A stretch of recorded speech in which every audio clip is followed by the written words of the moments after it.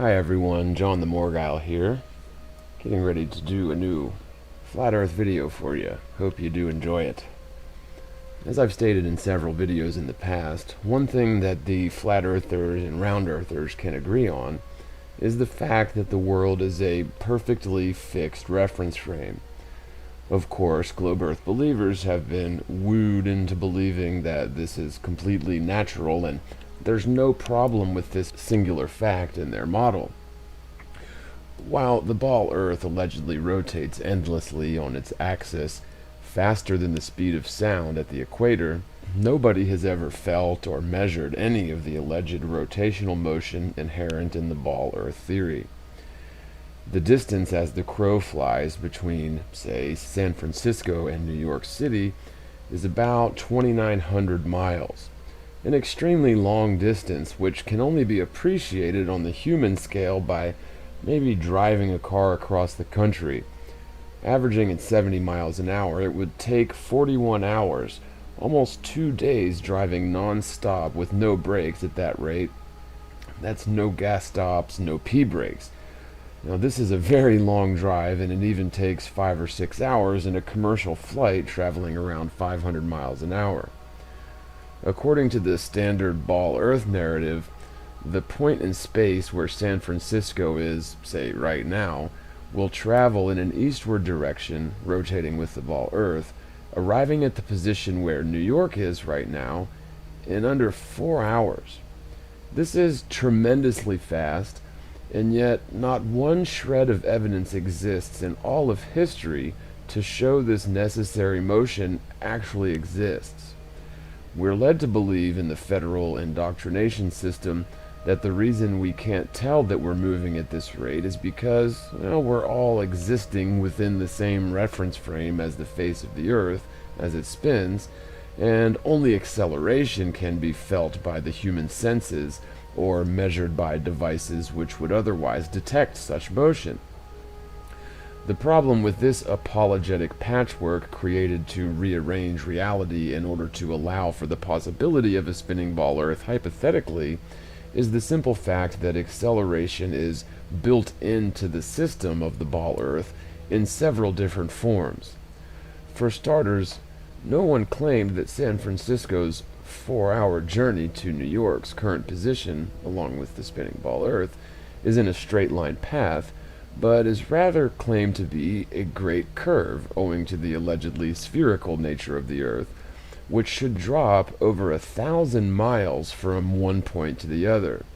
That means not only is San Francisco and all of the observers standing there supposedly traveling 3,000 miles in under 4 hours, but is also vertically descending along the curve of the Earth about 250 miles every hour.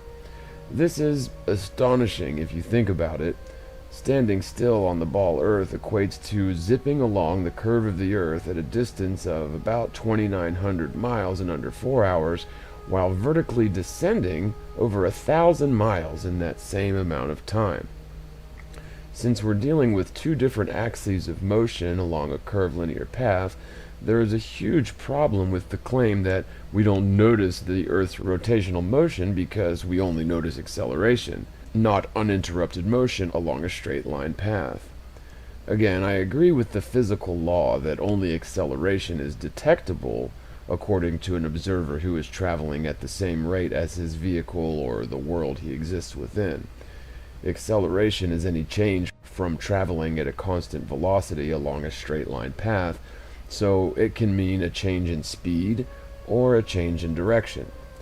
Traveling along a curved path, as we are all supposedly doing when standing still upon the ball Earth, would mean there should be measurable angular acceleration amounting to a horizontal distance of about 2,900 miles in just under 4 hours and a vertical distance of over 1,000 miles in the same time span, according to an observer standing in a latitude similar to that of San Francisco. For anyone to deny the obvious fact that such a drastic amount of curvilinear motion should be detectable to the human senses is simply refusing to acknowledge the reality that the world is a stationary plane, for such a concept lies beyond the pale of what we were taught was possible during our formative years.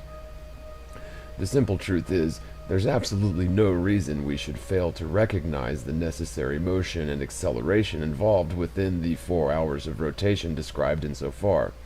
And of course, there's far more to this problem than a mere few thousand miles horizontal and 1,000 miles of vertical motion during this 4-hour period. Depending on the time of day, the alleged orbital velocity of the Earth could interfere with your subjective rotational experience in a variety of manners. For example, if it's exactly noon, the Earth would be traveling 66,000 miles an hour opposite your rotational direction, wherein the entire Earth would be traveling at this unfathomable speed against your horizontal direction of travel. On the other hand, if it were exactly midnight, the ball Earth would be traveling at over 66,000 miles an hour in a similar direction to your rotational trajectory, thus adding to your total speed compared to a fixed point in space. Then, of course, if the sun is rising during this 4-hour journey described earlier, the combination of directional vectors involved becomes a bit more complicated. The Earth would technically be racing up towards your feet from below you as you travel eastward towards New York. So while you travel east 2,900 miles and vertically descend over 1,000 miles, you would have also traveled over 266,000 miles up according to your orientation during sunrise, and the opposite would be true for the time span of sunset. So the Earth would have traveled down 266,000 miles according to that frame of reference.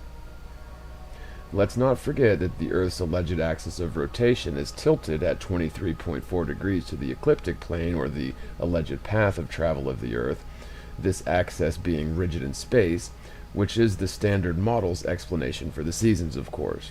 This means there would be variations in this 4-hour experience, again traveling from San Francisco to the point where New York is in under 4 hours, depending on the season. A far cry from a fixed frame of reference without acceleration that we indeed find in reality in terms of the actual experience here on the Earth, in the real world. With all of this being said, one thing we can quickly rule out is the spinning ball Earth being a fixed frame of reference during all of this wild motion and acceleration, both angular and in terms of speed, according to an observer somehow fixed to the surface of this spinning ball. So we can either completely abandon the ball Earth model as a viable hypothesis, for it simply doesn't stack up to observable reality, or we can continue deluding ourselves into believing that the Earth is a spinning ball.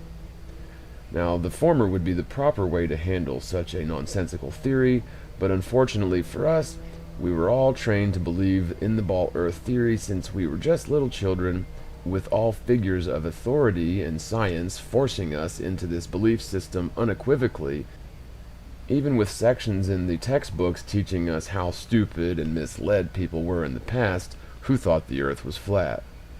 And of course, yes, there's more to this fixed frame of reference Earth that is spinning and accelerating along the aforementioned trajectories at speeds that are simply incomprehensible to us we humans. During our 4-hour hypothetical journey from San Francisco to New York, the mind-boggling trajectory of the Sun around the center of the Milky Way galaxy simply dwarfs the mere 2,900 miles we traveled along the face of the Earth due to rotation, as well as the 266,000 miles traveled through space around the Sun along the ecliptic plane with the Earth. Let's not forget the claim that our perfectly fixed frame of reference Earth is also being dragged along with the Sun at around 480,000 miles an hour, exceeding Mach 630, a velocity that is so far beyond the scope of anything we can compare it to, it's literally incomprehensible. Any attempt to compare this velocity to something understandable or comparable to human terms borders on ludicrousness.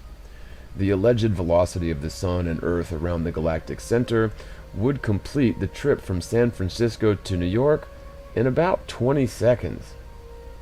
Let's not forget this is a curvilinear path we're talking about, yet again, which is misaligned to the ecliptic plane by about 60 degrees. So, as the Earth allegedly makes its annual circuit around the Sun along the ecliptic plane, the Sun is hauling all ass through space at a conflicting angle to the trajectory of the Earth around the Sun. This means the Earth must somehow intelligently modify its orbital velocity in order to maintain perfect adherence to the ecliptic plane at 60-degree angle to the Sun's path of travel. Were the Sun's path aligned, say, 90 degrees to the ecliptic plane, then the Earth's trajectory would be a perfect corkscrew pattern around the Sun in motion. Since this is not claimed to be the case, and instead the ecliptic plane is 60 degrees offset to the Sun's path of travel, then some spooky and unprovoked action is necessary on the part of the Earth, which has no explanation as to the Earth's physical ability to maintain the ecliptic plane's permanent integrity 60 degrees to the path of travel of the Sun. It is claimed that gravity is the inanimate force which keeps the Earth in its orbit around the Sun during its regular course, but what exactly is causing the Earth to accelerate and decelerate in a direction which is outside of the direct relationship between the Earth, Sun, and the gravitational relationship betwixt the two objects, in theory? This would be fine if we're dealing with a stationary system with symmetrical and neat alignments, but our alleged solar system is anything but neat and simple. Since the Sun's alleged path is misaligned to the ecliptic plane, again by 60 degrees, during one season, the Earth's trajectory would be sliding north of the Sun relative to the Sun's direction of travel, while 6 months later, the Earth would be sliding from the north to the south of the Sun relative to this same metric. But what force is supposedly causing the Earth to adhere to the ecliptic plane while the plane is misaligned to the ideal 90-degree relative to the path of the Sun? Gravity only allows for orbit around the Sun, but doesn't have anything to do with this precise synchronized accelerations necessary to keep the 60-degree alignment relative to the ecliptic plane. And we must also not forget the alleged aphelion and perihelion of the Earth's orbital path, which makes the winter and summer portion of the orbit a much sharper radius turn, while the autumn and spring seasons would enjoy a far less volatile trajectory. While always perfectly adhering to the ecliptic plane, never deviating from that even a hair's breadth. Setting that aside, all these ingredients boil down to one nasty stew. A recipe that should leave measurable traces of physical, geological acceleration all over the place, and yet never a single shred of such evidence has ever been detected, observed, measured, or documented. The simple and only explanation for the Earth behaving as a fixed frame of reference is something completely unthinkable to most people. It is something that most normal, well-educated, well-meaning people will laugh at you and insult you for suggesting. And yet it's something that is so very simple, eloquent, and unfortunately 100% true. That is to say, the Earth is indeed at rest, just as it seems to be. There is no axial rotation, no orbital motion, no perihelion, no 60-degree offset between the ecliptic plane and the Sun's direction of travel around the galaxy. If science is an endeavor only interested in arriving at firm conclusions based on physical, demonstrable, falsifiable evidence, then the only scientific answer to this hodgepodge of mind-boggling trajectories and orbital paths is something that is beyond the capability of most people to accept, and certainly beyond the capability of mainstream science to even humor as a viable hypothesis. To suggest to most people that the world is actually at rest will make people think that you're stupid and you don't know about astronomy or astrophysics, which of course isn't true. But wait, there's one more layer of nonsense we didn't even contemplate in this exercise in futility. We forgot about the galaxy's motion through space, her trajectory dwarfing that of the Sun's, only adding yet another layer of complexity and impossibility to the model here, making it even more preposterous that a planet Earth in this scenario would present itself to us, we observer humans, as a fixed frame of reference. Somehow fixed to the side of the spinning ball Earth, we little humans find the Earth a stationary place indeed, And again, the fixed frame of reference Earth is not even argued by the Globers, because you simply cannot argue against the obvious truth. But we will leave the galactic frame of reference alone for now. At this point, we should reflect and bask in the realization that the world is actually at rest. Doesn't it feel nice not to be spinning around and orbiting around in your mind? This isn't a theory or a functional or a fanciful idea coming from some illogical madman. It's the truth. The world is at rest, just as it's always been, just as it always will be. Fixed and immovable is the planar Earth. It is a perfectly fixed frame of reference because it is in fact at rest. There are no apologetics necessary, no theoretical mental gymnastics necessary for observable reality to jive with this geocentric, static planar cosmology. The truth is self-evident. The world is not some insignificant speck of dust formed by clouds of sun dust, flying through endless infinite space with no ultimate destination, no purpose.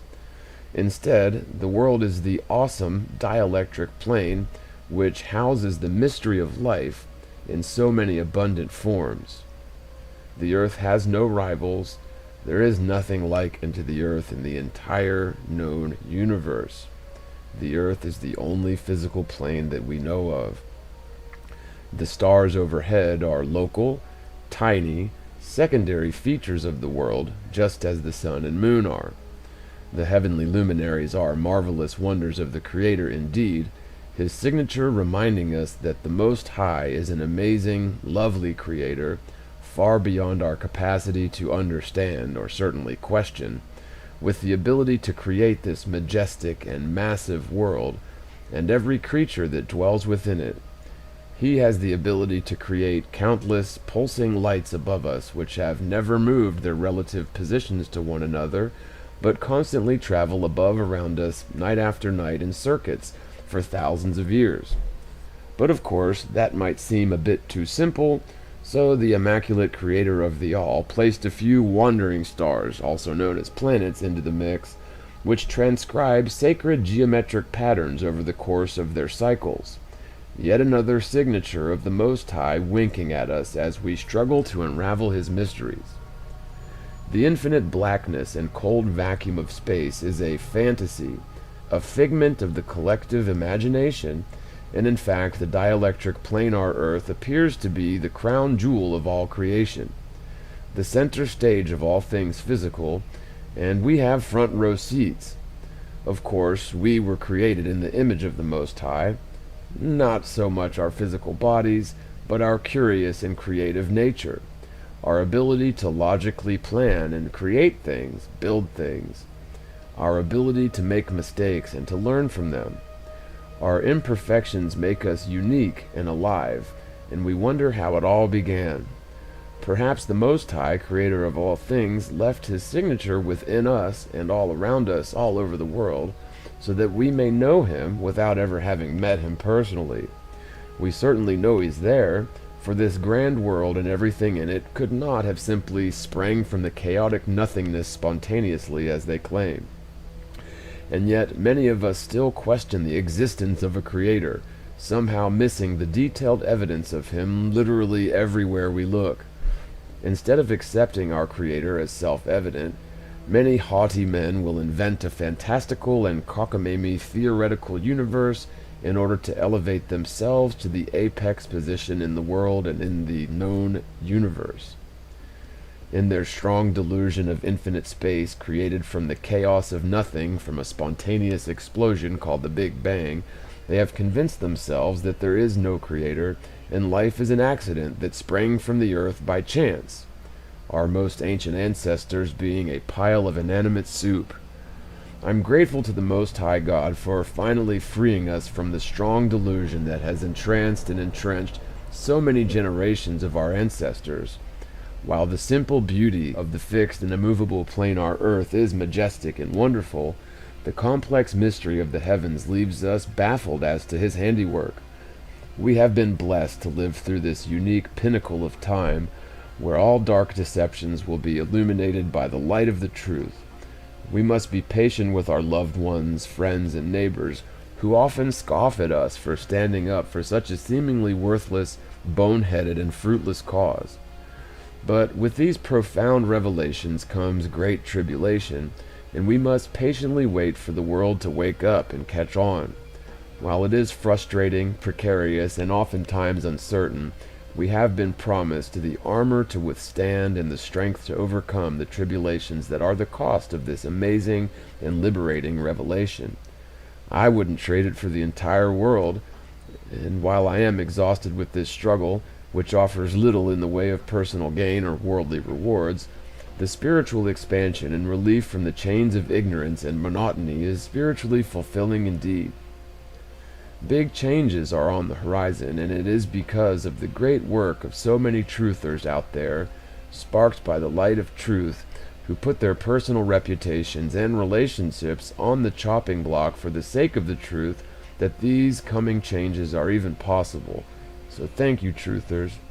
The generations to come after us will most certainly be on a new and fruitful trajectory thanks to the unbelievable revelations which we have uncorked into the Akashic record. Such victories can never be taken from us, and I commend each and every one of you out there who has been instrumental in getting the truth out there to anyone and everyone you can, in spite of the repercussions, for no other reason than it's right. And we will not stand by any longer while falsehoods are taught as truth, and truth is taught as folly. God bless you guys. Thanks so much for watching. If you would like to contribute to the channel effort, I'll put links in the description for PayPal, Patreon, Cash App, and all the rest. So God bless. Thanks so much for watching. And as always, spread the word, spread the world. And peace out, everybody. One love.